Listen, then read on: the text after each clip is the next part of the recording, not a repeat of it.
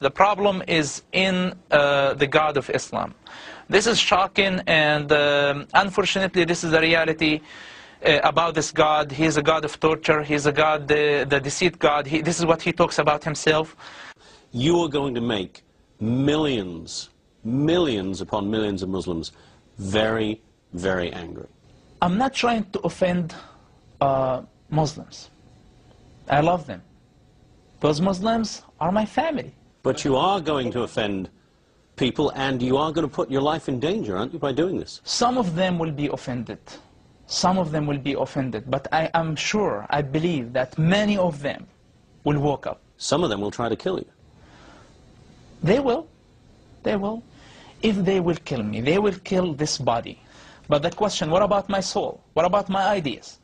What about my beliefs that I shared with everybody? Will they be able to kill this? I don't think so. These comments are coming from a man who is not just any Palestinian, but the son of Sheikh Hassan Youssef, one of the founders of Hamas. Mosab Hassan is also a young man who himself, until just a few years ago, was president of the Islamic Youth Movement. And his denunciations of Islam are harsh and startling. Every Muslim who read the Quran, if they allow themselves to listen to this Quran and believe in the same time that this is from God, I think they are sick and they need help.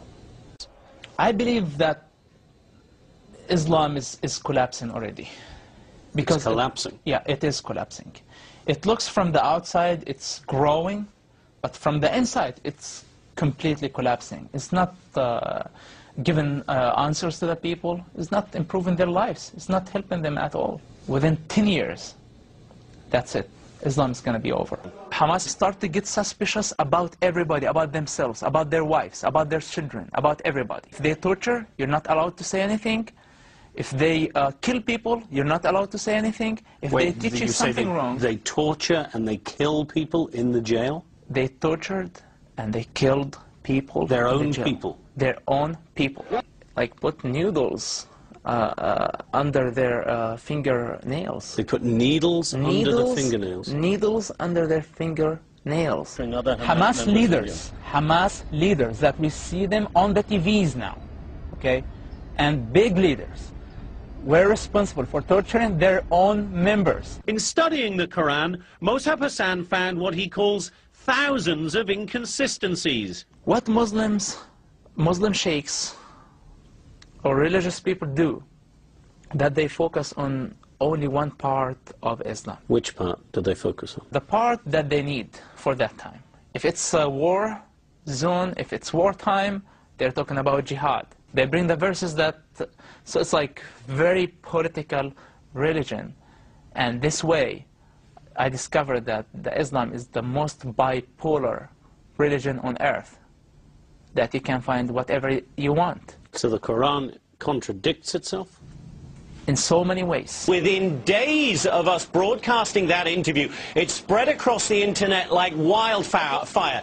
Days after that, Al-Qaeda itself stepped up in the absence of Hamas making any comment, criticized Hamas for allowing him to get away from the organization, and then concluded their internet statement by quoting the words of the Prophet Muhammad, chilling words. They said, "Whoever changes his religion, kill him." That being a reference to the fact that Mosab Hassan not only has left Hamas, but has now turned his back on Islam and converted to Christianity. I love Jesus immediately.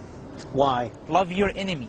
That was the one that moved me from like deep and changed my life forever. I've been suffering for a long time.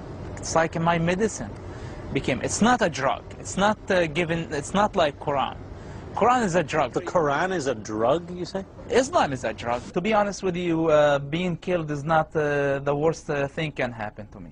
But if my soul is dead, if I feel the responsibility and I don't say a word of truth, I will die every day. The biggest terrorist is the God of the Quran. I know this is very dangerous. And I know this is this will offend many people, but my goal not to offend them. What I'm saying, that the biggest terrorist is Allah of the Quran, the God of the Quran, the God of Islam. Since Youssef's book was published, his father, Sheikh Hassan Youssef, has publicly disowned his son. I want to ask you, of course, to pray for me and pray for my family. They were under lots of pressure. The last time I talked to my dad, he told me, I asked him to disown me, because I know how difficult this is for them. And he told me this is not an option. I know their hearts, they're good people. But unfortunately, their God doesn't have a minimum amount of humanity. He unskinned their humanity. He wants them to be beasts. Our problem is with their God. Our problem is with their ideology. Please to understand the difference between Islam and Muslims. Please, Muslims are wonderful people. The worst criminal terrorist Muslim has moralities, responsibilities, logics than the God of the Quran. And what I see that governments are hunting the street drug dealers when they are trying to catch somebody like Bin Laden. How old Bin Laden is?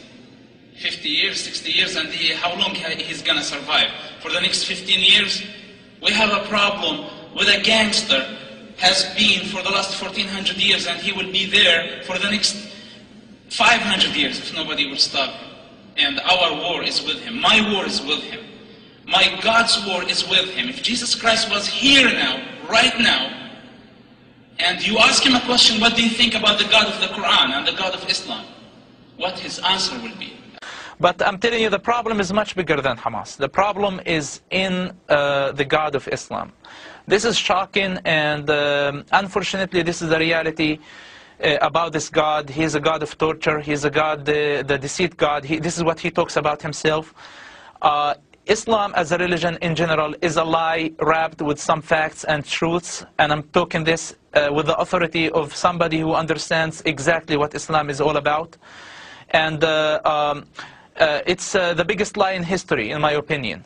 And this is the biggest danger, that the quarter of population of Earth believe that this is a religion from God. They are wonderful people. You know, here in Canada, our Muslim population is the same as any other religion. So, you know, those are very inflammatory words about. I know you've converted to Christianity, but that's pretty inflammatory. Yeah. Yes.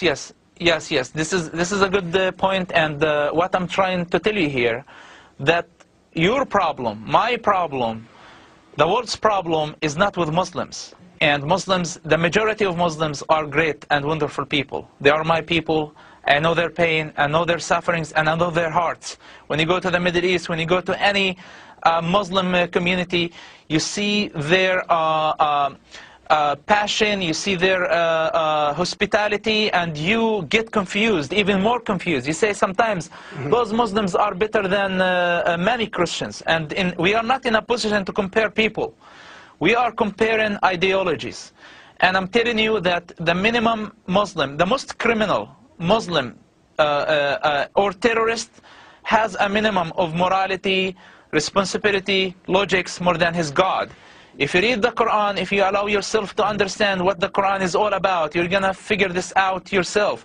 Go to the Quran, Surah 9, verse 5, and you will find what the God of Quran is asking Muslims to do against everybody. Now, it's not Muslims' fault that they were born in that culture.